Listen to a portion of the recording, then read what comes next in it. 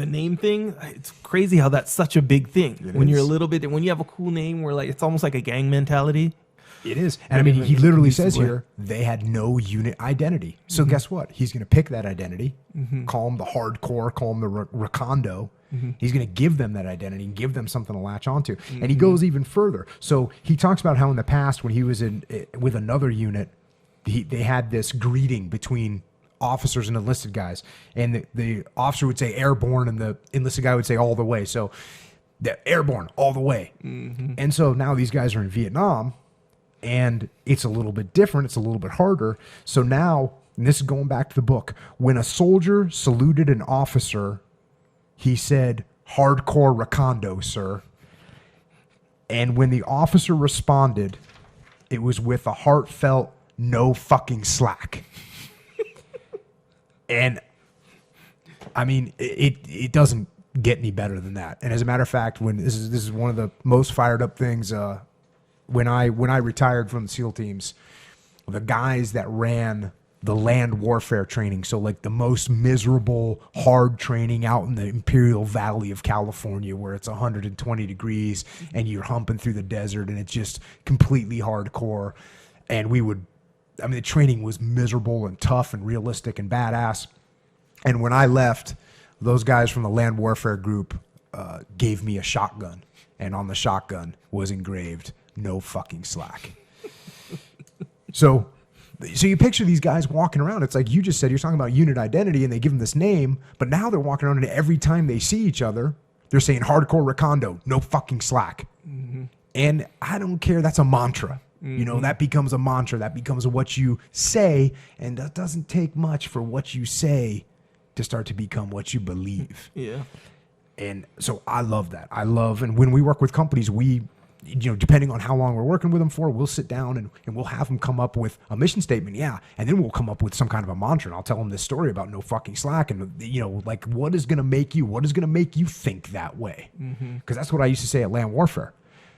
When I was running land warfare training, hey, should we give these guys a little extra time? Should we move the target a little bit closer to the insert point? Can we make this a little bit easier for them? And I'd say, "No fucking slack." And the reason was I wanted these guys to be ready. I wanted every one of those SEALs that was going to Iraq and Afghanistan to be ready for anything, to be ready. I wanted the training to be harder than real combat. That was the goal. And then these little mantras and all these things, that kind of gives everyone a sense of pride in going through that hard training.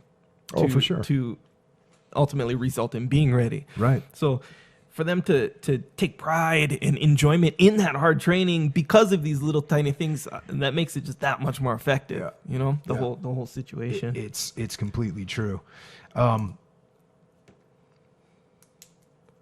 There's another piece here. Simultaneously, going back to the book, I started establishing standard operating procedures that would not only keep the troops alive, but also give them for the first time the feeling they were in charge of the situation, not at mercy of the VC or insidious booby traps.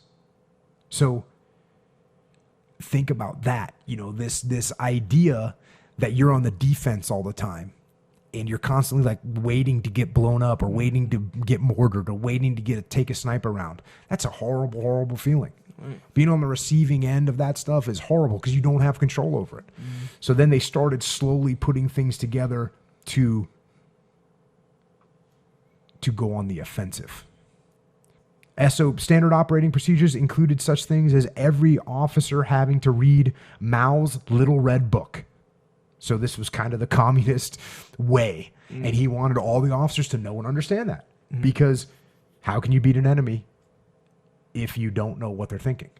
That was another just classic move. You gotta think like the enemy. I got a couple more things to pull out here. People talking about, caring for your guys. And here's another good, this is going back to the book. I wasn't going to lose any legs for a couple VC. I was into fighting hard, but not at the expense of bleeding troops. The fact that I walked with the platoons put me in the good graces of a lot of men. but my stock rose even faster when word got around that I wasn't a butcher.